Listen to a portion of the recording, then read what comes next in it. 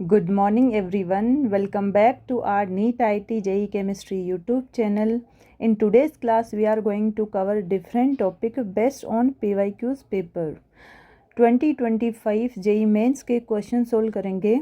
We will discuss organic chemistry and topic will be some name reaction like reduction of nitrobenzene, diazotization reaction, Sandmeyer reaction and Wurtz reaction and calculate total stereoisomers. So question is nitrobenzene given है और कुछ steps दे रखे हैं.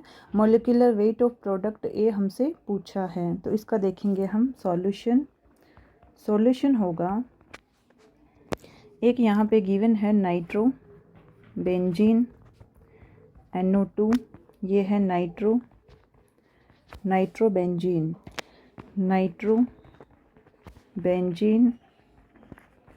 और इसकी reaction करवा रखी है.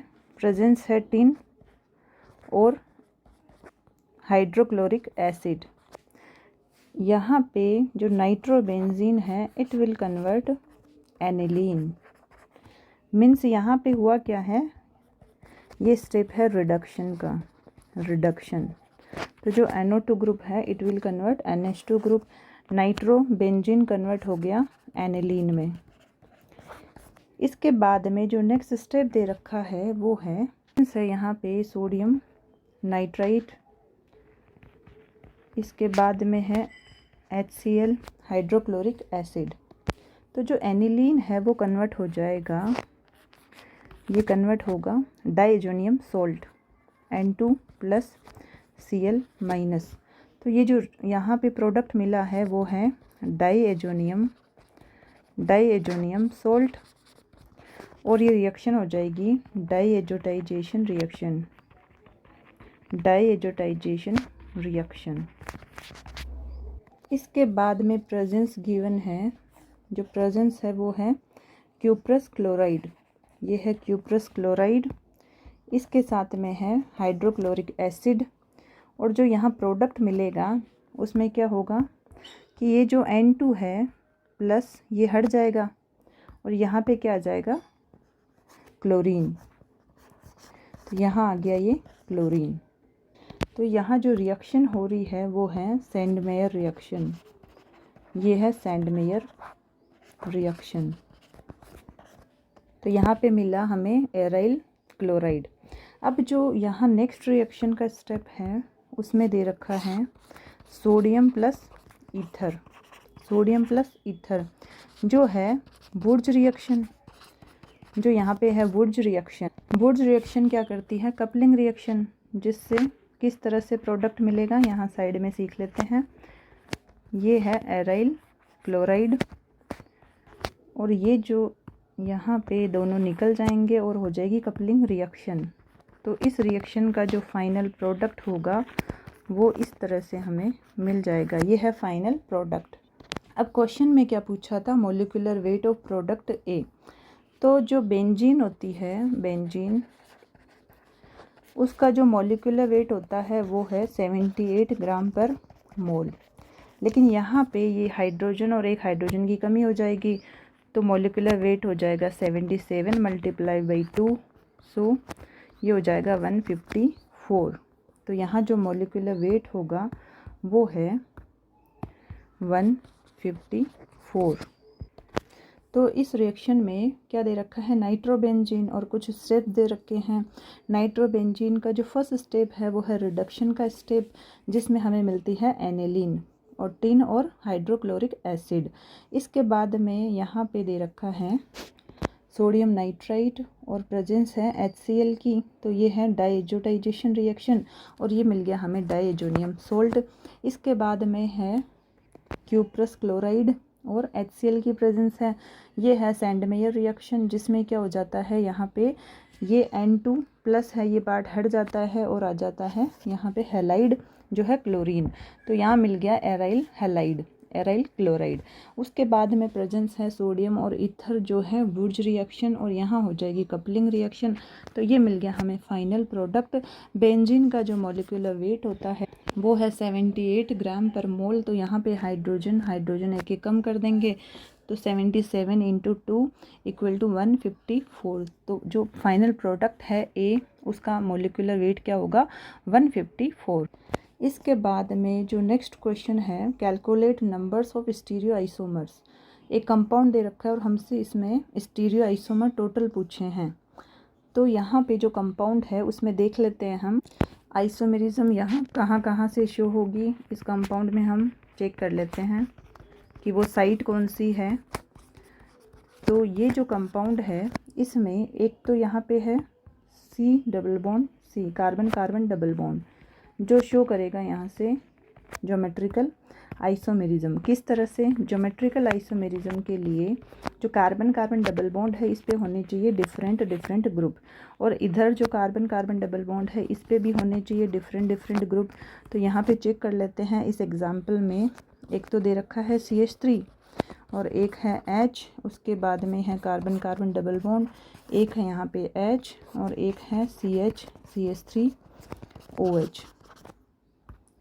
तो इस कार्बन पे लगे हुए ये दोनों ग्रुप आपस में क्या है, डिफरेंट डिफरेंट। और जो यहाँ पे अगर इस कार्बन की बात करें, हम इस वाले सेकंड वाले कार्बन की बात करें, ये वाला जो कार्बन है इस पे कौन सा ग्रुप है, एक तो H है और एक ये पूरा ग्रुप।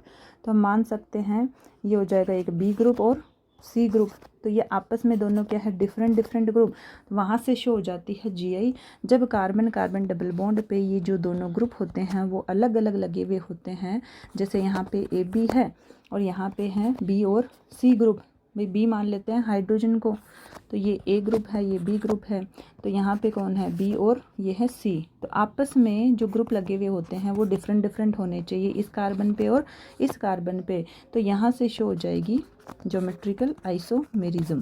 तो एक साइड तो हो गई ये वाली कार्बन कार्बन डबल बॉन्ड से। उसके बाद जो सेकंड वाली साइड है वो है जहाँ पे कार्बन पे लगे हुए जो चारों ग्रुप है वो है डिफरेंट डिफरेंट। कैसे, एक है OH, एक है H, एक हो गया ये CH3 और एक ग्रुप हो गया ये पूरा ग्रुप। तो एक कार्बन पे जो चारों ग्रुप अगर डिफरेंट डिफरेंट है तो वहाँ से शो हो जाती है ऑप्टिकल। तो ये है कायरल कार्बन। तो यहाँ पे इस एग्जाम्पल में जो टोटल साइट है वो हो गई N इक्वल टू 2। और स्टीरियो आइसोमर कैलकुलेट करने के लिए फॉर्मूला होता है 2 की पावर n। तो ये हो जाएगा 2 की power 2 equal to 4। So answer will be 4th। Answer हो जाएगा 4। तो इसमें करना क्या था, हमसे एक एग्जाम्पल दे रखा है, मॉलिक्यूल दे रखा है और पूछा है calculate number of stereo isomer. तो सबसे पहले तो हमने यहाँ साइट चेक की है कि कहाँ कहाँ से आइसोमेरिज्म शो हो सकती है। तो एक तो है कार्बन कार्बन डबल बॉन्ड, जिसके लिए हमने ये सीखा कि इस कार्बन पे लगे हुए दोनों ग्रुप डिफरेंट होने चाहिए, इस कार्बन पे लगे हुए दोनों ग्रुप आपस में डिफरेंट होने चाहिए, जहाँ से क्या हो जाएगी ज्योमेट्रिकल आइसोमेरिज्म शो। उसके बाद ये जो कार्बन है जिस पे लगे हुए चारों ग्रुप क्या है, डिफरेंट डिफरेंट। तो ये है कायरल कार्बन, और अगर एक कायरल कार्बन प्रेजेंट है तो वहाँ से ऑप्टिकल शो हो जाएगी। तो यहाँ पे टोटल साइट हो गई n इक्वल टू 2, जिसका जो फॉर्मूला होता है 2 की पावर n। तो ये हो जाएगा 2 की पावर 2 इक्वल टू 4। ये है टोटल स्टीरियो आइसोमर्स। इसका फॉर्मूला हो गया 2 की पावर n। तो यहाँ पे n क्या होता है, टोटल स्टीरियोजेनिक सेंटर, जो क्या हो सकते हैं जहाँ से ज्योमेट्रिकल शो होती है और ऑप्टिकल, जो GI और ऑप्टिकल दोनों के लिए। So before we move forward, if you like this video then please like, share and comment, and if you are new to my channel then please do subscribe। तो आज की class में जो जो टॉपिक हमने कवर किए हैं और जो क्वेश्चन जिस कॉन्सेप्ट से सोल्व किए हैं एक बार वापस देखते हैं।